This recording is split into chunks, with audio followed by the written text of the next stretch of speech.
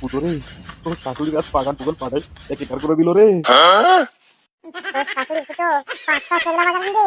বুঝতে পারছি না তোর শাশুড়ি যদি এমন হয় তাহলে তোর বউ কেমন? এই ভাই বউয়ের কথা বলিস না রে, এমনি তো কত কষ্ট করে বউটাকে ফিরিয়ে আনলাম, এবার বুঝতে পারছি শালা মরুভূমি।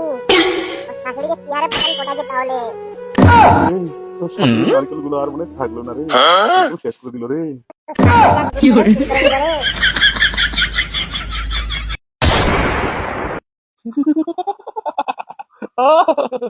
নারিয়া ম্যাডাম তুমি সত্যি সত্যি চলে এসেছো, আমি তো অবাক। এই তো একটু আসলাম, তোমাকে কথা দিয়েছিলাম না, তার জন্য একটু আসতে হলো। খুব ভালো কাজ করছো তুমি। তুমি একটা নামি দামি মানুষ, তোমার কথায় আবার না আসি এটা কি হয় নাকি? বললাম কি বিএম সাহেব, বলো। তোমার ওই গুপ্তধন কবে দেখাচ্ছ? কি না বলো তুমি? ওই ছেলেটা আবার কে? ওটা আমার ভাগ্নে। তুমি আর আমি এসব কথা বলছি আর শুনতেছি এখানে। যাবে বোকাচোদা, তখন থেকে তুই বুঝতে পারছিস না বড়রা কথা বলতেছে, আর আর আলাদা শুনতেছে। আমি এবার কি করলাম মামু? তুমি তো আমাকে এখানে থাকতে বলে না, তার জন্য তো আমি এসেছিলাম। এখন চলে যা বোকাচোদা এখান থেকে, দেখতে পাচ্ছিস না আমি একটু প্রাইভেট কথা বলছি। শালা মামু, মাগি পেয়ে শালা ভাগনাকে ভুলে গেল। মাগির নেশা খুব অন্ধরে মামু, বেশি দিন টেকবে না, চিন্তা করিস না। এবার বলো নারিয়া বেগম, তুমি বলো। তোমার ওই নারকেল নারকেল ধাপগুলো আমার দেখার খুব ইচ্ছে করছে। কি না বলে তুমি, লজ্জা লাগতেছে।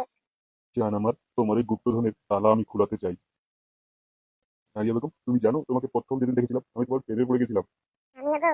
তোমার হাত যখন আমি ধরেছি, তাহলে নারিয়া বেগম তোমাকে ছেড়ে কথা বলবো না আজকে আর। তোমার এই গুপ্তধনের তালা আজকে আমি খুলাই, তোমার গুপ্তধন আজকে আমি চুরি করবো। আচ্ছা চলো তাহলে। আচ্ছা, এই শালা দুটা গেল কোথায়? মরুভূমি আর ওর ভাগ্নে গেল কোথায়? ওই তো পল্টুদা পিছনে দেখো। তো বুঝলি ফুটো, তুই তো আমাদেরকে বন্ধু মনে করছিস না না, এখন বুঝতে পারলি বন্ধু কাকে বলে। আরে ভাই সত্যি তো, তাই তো বুঝতে পারছি। এই বোকাচোদা, তোর মামা কোথায় রে? কোথায় হারিয়ে গেছিস? এখন আসছিস না, সকাল থেকে যে বার হয়েছিস। আমি জানি না পল্টুদা, একটা নারিয়া বেগম নামে একটা মহিলা আসছে, তার সঙ্গে মামু কথা বলছিল। কি বলি তুই? নারিয়া বেগম? হ্যাঁ পল্টুদা, ওরা কথা বলছিল যে নারিয়া বেগমের বলে তার গুপ্তধন খোলবে বলে মামু বলে। আর আমি শুনতে পাচ্ছিলাম, আমাকে ওখান থেকে বোকা দিয়ে বার করে দিল। ফুটো রে, তোর শাশুড়িকে মরুভূমি কোথায় নিয়েছে রে? হ্যাঁ তো বাড়া, তাই তো মনে হচ্ছে। তোর শাশুড়ি মনে ফাঁকা না তো ফাটাবে রে। তোরা গেল কোথায় রে? তুই কি শুনতে পেলি? ওই তো মামু বলছিল নাকি বলে পুরোনো বুড়ানো বলে খেলা হবে। তুই এখানে থাকিস, খেলাটা বেশি পারলি, আমরা যাচ্ছি। ওই শুয়োরের বাচ্চা আজকে তোর মামুর গা যদি আমরা না ভালো করে মারি, তারপর বলিস।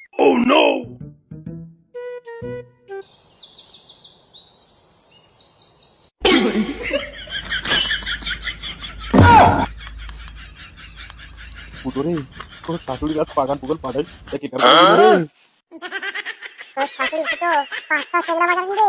বুঝতে পারছি না তোর শাশুড়ি যদি এমন হয় তাহলে তোর বউ কেমন?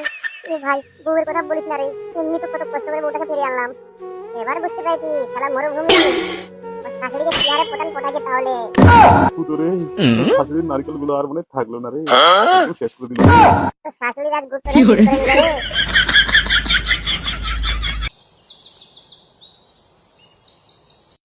শোনো বৌমা, তোমার যা কিছু লাগবে তুমি আমাকে বলবে, ঠিক আছে? কিন্তু ঝগড়াঝাটি করবে না, ঝগড়াঝাটি আমার পছন্দ না। মা, ঝগড়াঝাটি আমার করতে আমারও পছন্দ না। আমি একাই খাবো, আমি নিজে বানাই খাবো, আমি ভালো থাকবো। বিয়েটা হয় 2 মাস হলো না রে মা, তুই তার জিদা খেতে চাচ্ছিস, এটা ঠিক না। বুঝতে পারলি?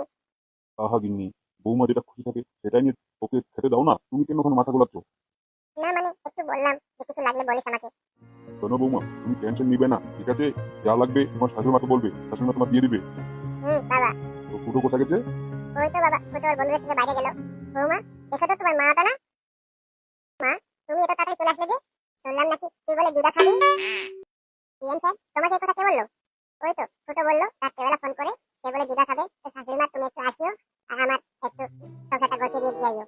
তো আমি বললাম ঠিক আছে তাহলে আমি আসবো, আমার রঙিলাকেও দেখে আসবো, মেয়েটা পাঠালাম ভালো করে, তার জন্য দেখে আসবো আর একটু সংসারটা ভালো করে সাজিয়ে দিয়ে আসবো।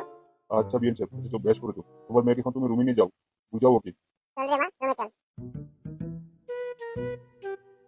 এমন মেয়ে আমি জীবনও দেখিনি। 2টা মাস হলো না বিয়ে করে আর জুদা খেলো। ছাড়ো তো গিন্নি, আমাদের ছেলেটা দেখতে হবে না, পাগল হয়ে গেছিল এই মেয়ের জন্য। এই মেয়ে আমাদের ছেলেকে পাগল করে দিয়েছে পুরো। আচ্ছা তুমি তাহলে বাজারে যাও, আমি রান্না বান্না চড়াচ্ছি। আচ্ছা। তোর মেয়ে আমার ছেলের মন চুরি করেছে রে বিএন সাহেব। এসেছিস তো ভালোই হয়েছে। তোকে আজকে যদি ভাঙ খাওয়াই, আমি যদি তোর গাড় না মারি দিই, তো আমার নাম ফুটোর বাবা নয়। এই নারকেলগুলো খুব বড় বড় হয়েছে তো, তারা আমিও দেখছি। তুই হলি সব থেকে নাটের গুরু মহিলা। এ বোকাচোদা, তুই চশম কর নাকি রে? মরুভূমি থেকে আলি, তোকে ক্লাবে ঢুকালাম, তোকে ভাত দিলাম, কাপড় দিলাম, তোর কাছে একটু হেল্প চাইলাম বলে তুই ফুটোর শাশুড়ি গাড় মেরে দিবি? গুরু, রাগ করছো কেন? উনি যে মহিলা, তুমি ওনাকে চিনো না? তাহলে ওনার সঙ্গে এটাই করা উচিত। তুমি জানো না, ওকে যদি আমি মিথ্যা কথা না বলে ওকে যদি ঢেল না মারতাম, তাহলে কিন্তু ও আমার কথা রাজি হতো না, আর ওর মেয়েকে পাঠাতো না, আর এই ফুটো এই বউর জন্য কান্না করতো। ও হলো 420 মহিলা, তুমি ওকে চিনো না। আমাকে যদি একটুতে দিতে পারে, তাহলে ভাবছো উনি কাকে কাকে দিয়ে বেড়ায়? কি বলছে রে ফুটো এসব? বল্টু ভাই ঠিকই তো বলছে। ওই শাশুড়ি আমার পাক্কা খানকি মাগি, ওকে তুমি চেনো না। ওর যদি পাক্কা খানকি না হতো, তাহলে ওর মেয়েকে একটুতে ডাকিয়ে নিয়ে চলে যেত না। ফুটো ঠিক কথা বলেছে গুরু, তুমি এসব বিষয় নিয়ে মাথা গলিও না। গুরু, তোমাকে একটা কথা আর বলা হয়নি। ফুটোর বউ ডিভোর্স দেওয়ার জন্য রেডি হয়ে গেছিল, তোমরা কি এটা কথা জানো? না, জানি না তো।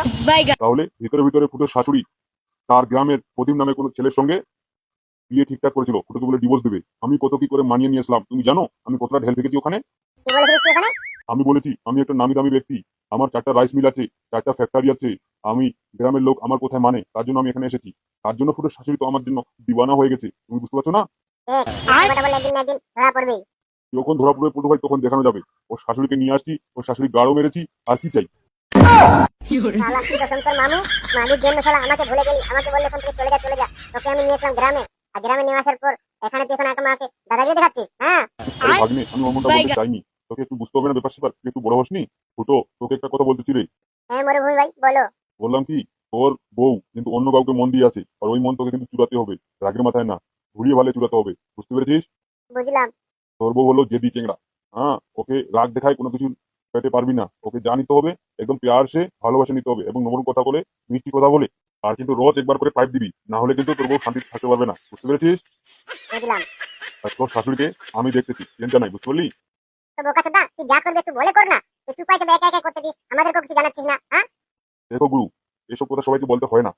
আর যদি বলতাম, তাহলে কিন্তু ফুটোর শাশুড়ি গাড় মারতে পারতাম না। ফুটো, তুই এখন বাড়ি চলে যা রে, তোর শাশুড়ি মনে হয় বাড়িতে চলে গেছে, বুঝতে পারলি? যা, ভালো করে থাক, খা, কালকে আসিস। হ্যাঁ ভাই যাচ্ছি। বল্টু ভাই তোকে খুলে দাও, খুলে দাও, ছেড়ে দাও, ওর কোনো দোষ নাই। সব দোষ আমার শাশুড়ি। ভালোই হয়েছে আমার শাশুড়ি গাড় মেরেছে তো।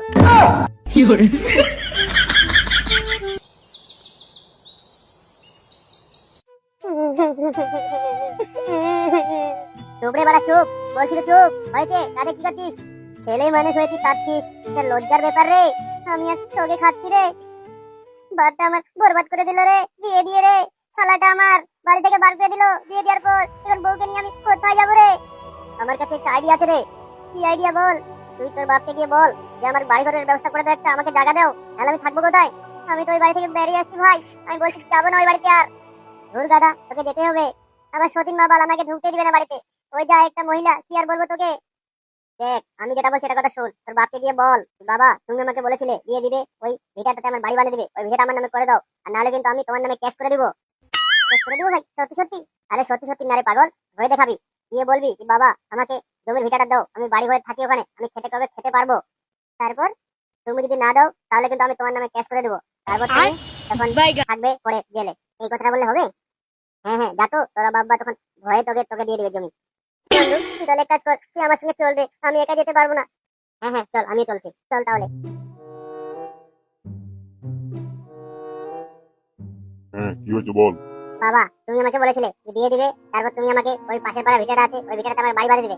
আমি 3 মাস পর কেরলা চলে যাবো, কেরলা গিয়ে তোমাকে আমি 80,000 টাকা দিব। হ্যাঁ, বলেছিলাম তো। তাহলে তুমি এখন আমাকে বাড়ি থেকে বার করে দিলে, আমি কোথায় থাকবো? আমার কাছে টাকা নেই, পয়সা নেই। এই ছোড়া, তুই বিয়ে করেছিস, তা তুই কোথায় থাকবি? আমরা এটা কি দেখবো রে? দেখো, তোমার সঙ্গে আমি কথা বলতে আসিনি, আমার বাপের সঙ্গে কথা বলতে আসছি। এখন তুমি চুপচাপ থাকো। ছোড়া বড় বড় কথা হয়ে গেছে। এখন তুই বলতে চাস কি? আমি বলতে চাই, ওই পাশের পাড়া ভিটাটা আমার নামে করে দাও, আমি ওখানে বাড়ি বাড়ি থাকি, আমি খেতে করে খেতে পারবো। আমি দিতে পারবো না। কেমন কথা বলতেছো কাকু? তুমি দিতে পারবে না মানে? ছেলেকে জন্ম দিয়েছো, আর ছেলেকে এখন বিয়ে করে বাড়ি থেকে বার করে দিয়েছো। কেন দিব? হ্যাঁ, ওটা আমরা ভবিষ্যতের জন্য রাখছি। ভবিষ্যতের জন্য রাখো, আর যাই মনে তাই রাখো, আমি জানি না। ওটা আমার হক, ওটা আমাকে দিয়ে দাও। না দিলে কি করবি তুই? ক্যাশ করে দিব তোমার নামে আর বাপের নামে। চুপচাপ ভালো ভালো বলতেছি, আমার জমি আমাকে দিয়ে দাও, আমি বাড়ি বাড়ি ওখানে থাকবো। আমি এখানে এখানে আর কোথায় ঘুরে বেড়াবো? আর না দিলে তোমাদের নামে ক্যাশ করে তোমাদেরকে জেলে ভাত খাবো, এই বাড়িতে আমি বসবাস করবো।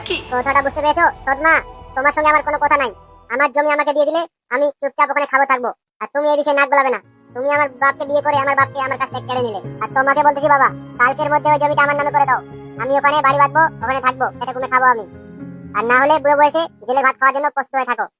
তুমি আমাকে চিনবে না রে শালার বেটা শালা, আর আমি তোমাকে ছেড়ে কথা বলবো? জন্ম দিয়েছিলি কি জন্য? এখন কর্মটা করতে পারছিস না?